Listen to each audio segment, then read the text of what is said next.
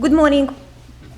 As you can see from my title, my talk is about extreme sea level, and it's mostly covering the past and some results for the future of the extremes. I will have a short introduction about extreme events. I will show some results about changes in extremes in recent past, and I will focus on progress and some limitation in our understanding of the extremes. So for that I will use observations and also some results from the models. I later will present some future projections by 2100 about extremes and how they will change in a warming climate. And I will spend a few minutes to discuss question if there is any link between extreme sea levels and warming climate. And my last slide is a short conclusion. As you most probably know, there have been widely reported increase in extreme weather conditions such as hot summer days in Europe or increase in hurricane activity in North Atlantic and tropical cyclones in Asia. If sea level are quite rare events, extreme sea level are quite rare events, they mostly associated with propagation of mid-latitude or tropical cyclones. They have very, very short life. It's only few hours or few days. However, they have a huge impact in economical and social life. If you look in the screen, you can see a photo. This is old wall. It is protection of the London, and it used to be protection of the London. So the lowest part of the wall was built after the storm surge in 1879. Due to several storms at the end of 19th century, the wall was lifted up. Then after 1928 flood, the defense was increased again. And the latest part, this small part on the top, was a temporary solution after the storm in 1953. And that part is not very high, because on that time it has already been decided to build a completely different protection for London, the barrier, which was in operation since 1984, and it was already closed more than 100 times. Roderick mentioned yesterday, and I mentioned today, the storm in 1953. So this is a storm surge associated with propagation of mid-latitude cyclone, and this year is the 60 years anniversary of so-called Great North Sea storm surge. During 2 days in 1953, in the winter, water levels exceeded 5.6 meters in some location around the coastal line of North Sea. And you can see picture. This is sea water running through the small village in East Anglia in UK. Roderick mentioned that about 2,000 people were killed in Netherlands, but totally more than 2,500 people were killed together in the Netherlands, Belgium, and UK. Thousands of houses, farms, and industrial estates were damaged during that flood. As a result of this extent damage, European countries invested in research about extreme sea level. The focus was mainly to improve warning system, forecast, to develop numerical modeling, and also to develop completely different defense to protect land. And you can see two examples from Netherlands. One of them is a barrier which protect Rotterdam, and another one I can't even pronounce that name, but you can see that this quite sophisticated system to protect land. We as well know from historical records and from some recent events about devastating tropical cyclones. As you can see here, even in 1970, in the Bay of Bengal, The number of casualties was 300,000 people. Just a few years ago, in 2008, during tropical cyclone Nargis, more than 130,000 people died.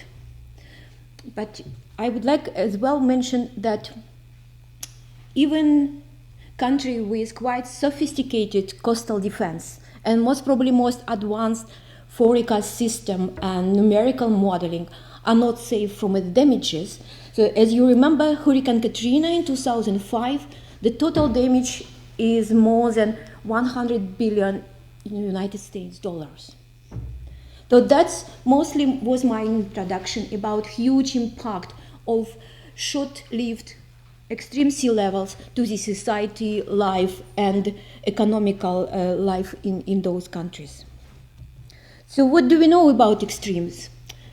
Using our knowledge from the past and historical records, we have quite good understanding about mechanism generating those extreme sea levels. It is a combination of changes in mean sea level. Then you have tide with large variability and range of the tide between high and low water in some locations up to 10 meters. Even in Liverpool, where I live, it's 6 meters. And then, of course, there is a storm surge and wind waves generated by propagation of mid-latitude or tropical cyclones.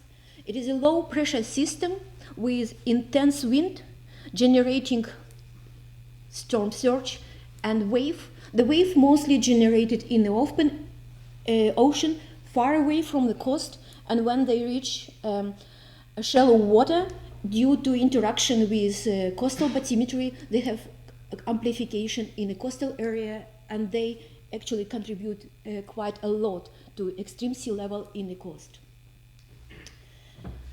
So where usually we would expect extreme sea levels? I mentioned they associated with mid-latitude and tropical cyclones. So the black arrows here are tracks for mid-latitude cyclones. So where we have a landing of the cyclones, we expect in some point extreme sea level. And the green arrows, it's tropical cyclones. And in North Atlantic, they named hurricanes. In the Pacific, it's typhoons. But in general, the general definition is tropical cyclones.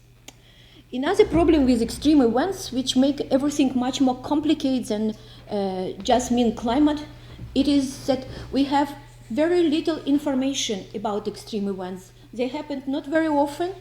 Sometimes we have no information at all. We try to use observation, the blue bars here, and then we construct theoretical probability density function, which represent that distribution of extreme event. But we are mainly interested about this event, which happens not very often, but to construct or to design that tail, sometimes we actually have no information or very, very limited information. That's why the main problem is information about rare events. So now I move to result, and I would like to ask two questions using observational data sets and modeling outputs. Do we really experience more extreme events in the recent past? And if there is any link between mean sea level and extreme sea level? Yesterday we saw that most probably there is no big impact if there is no much sea level rise. Unfortunately, there are only 2 papers with analysis of global extreme sea levels. And I will use paper from Menendez and Woodworth. And the map here is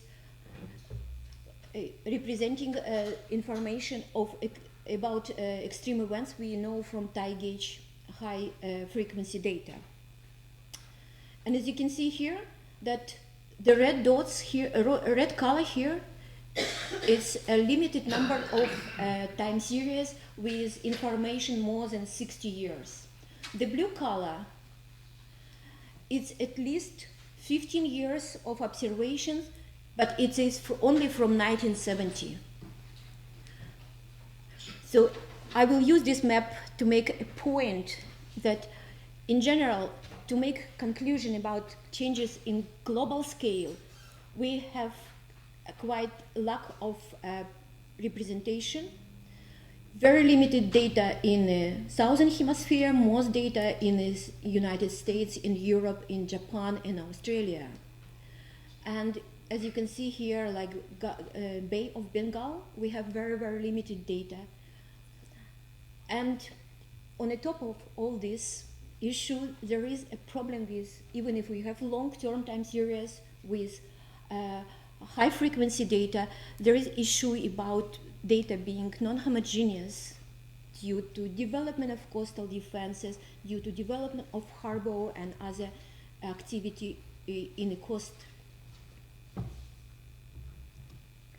So using those data sets, Menendez and Woodward's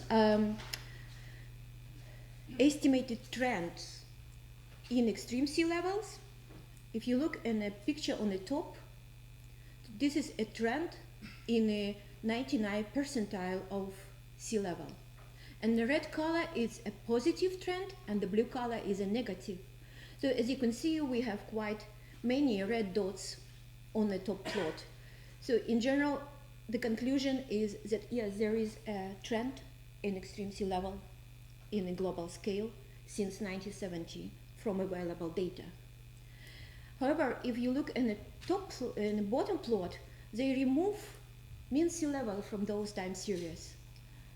And in general, most of the red dots are gone. Mainly you have some information, some results still in Australia, some in Europe, and some in America. And on the basis of this analysis, they made the conclusion that changes in extreme sea levels are mainly due to changes in mean sea level. There were several studies in regions about regional extremes, and they concluded almost the same. Then again, global results about the frequency, changes in the frequency of events. It's the same top plot. You have results for the total extreme sea level, and the pink and red color, it is increase in percent. For example, this red dot is a 5% increase in frequency. And at bottom, again, if you remove mean sea level, results getting a little bit less red, and some area completely disappear. So again, increase in frequency of extreme events mostly associated with changes in mean sea level.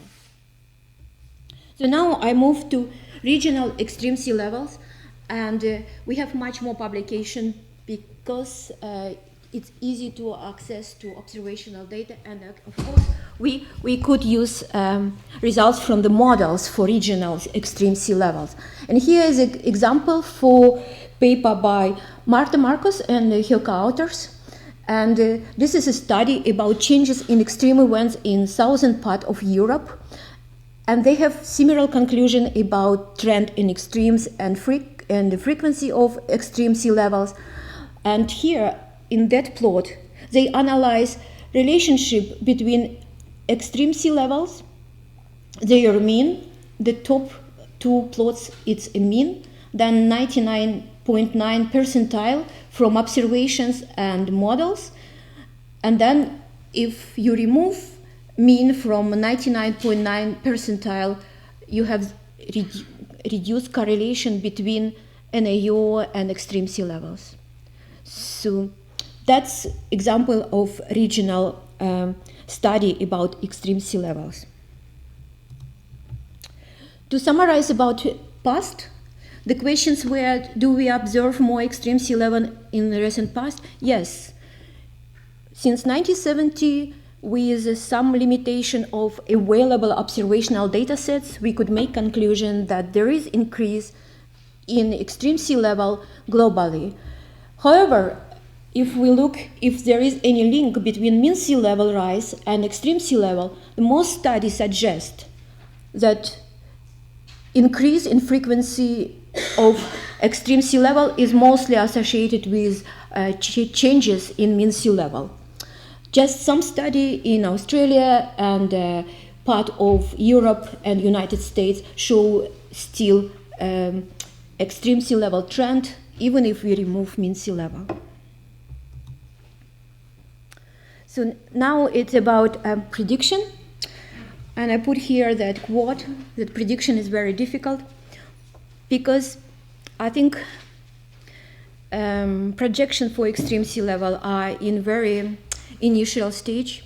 Practically, there is no result for projections in a global scale. Yesterday, you saw beautiful maps and beautiful plots about sea level change or regional sea level change. However, we don't have anything like that for extreme sea level. And why it is? There are two approaches to make a prediction. The first, we could use observations, what we observe here during storm surges. And then, of course, we could model. But to model, we need sophisticated model to reproduce all of those processes and then combine them. And it's, at the moment, it's not possible to do due to problems with resolution in a climate model and not enough regional climate models and maybe not enough storm surges model in each place where we would expect extreme sea level. However, I will show some projections. This is result from UK climate projection science report in 2009.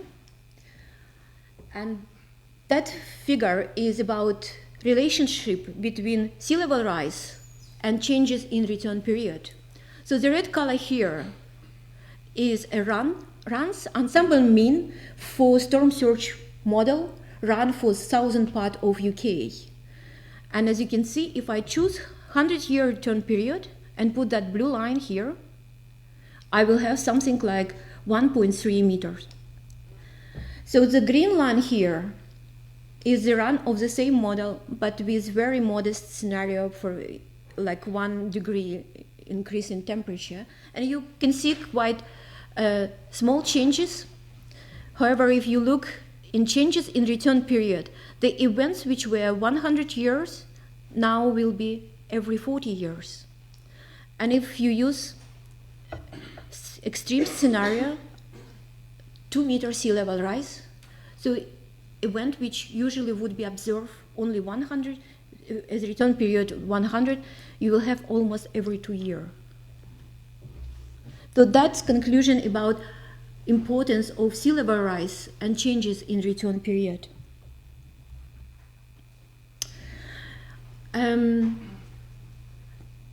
Climate models. There is no agreement in the community about changes in the frequency or intensity, for example, tropical cyclones from climate model. I show results from CMIPS 3. I haven't seen the results, similar result for CMIPS 5, but I'm sure they would come, and I saw some only preprints. I think results not much different. If we look, for example, in Atlantic, it's about hurricanes and changes in their frequency by 2100. So you have a number of models, and you could pick whatever you want, increase or decrease in frequency. And there is no agreement. I think this is a really challenging question for modeling community or for in general to understand changes in extreme in their frequency and intensity in the future. So I will spend a few minutes just to show some result about, in general, if there is any link between extreme sea level and global warming. So I will use a hurricane activity, and mainly they develop in that area, and then of course they propagate to the coast of United States, and during the landing we could see extreme sea levels. So what we did, we used 6 dye gauges. We selected those areas because we have observations since 1920. It's very long, it's high frequency data, good quality, and very useful to analyze surges. So we constructed a storm surge index. This will accommodate all information from all these 6 tie gauges, and basically it is representation of extreme sea level. And then we selected the largest event, and we saw that there was a trend in those events. And also we look in the changes in the temperature, and you can see in anomalies that there is a blue, which we call cold period, and then the red, which we name warm period. And we computed return period for the blue as a cold period and return period for the red as a warm. And here we use an index for the Katrina event, like a benchmark, just to explain what happened. And you can see the shift in the return period.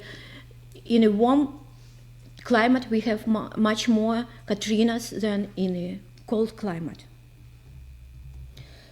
So that plot, previous one,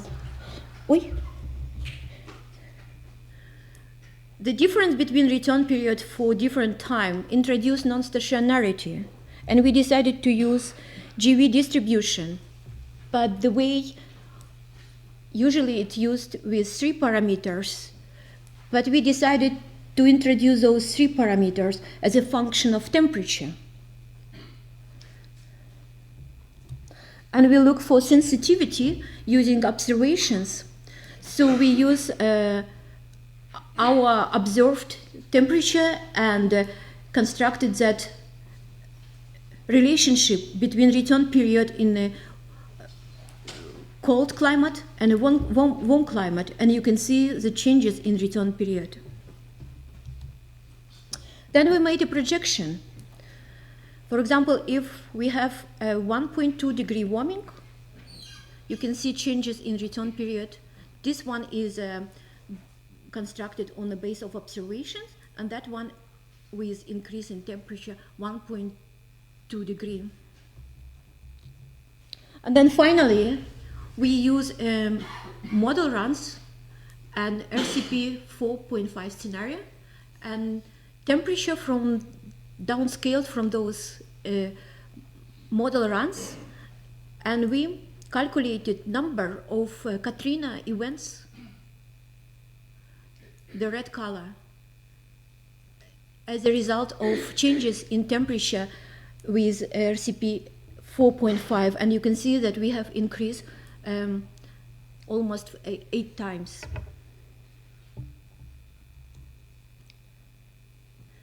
So my conclusion about future changes in extreme events.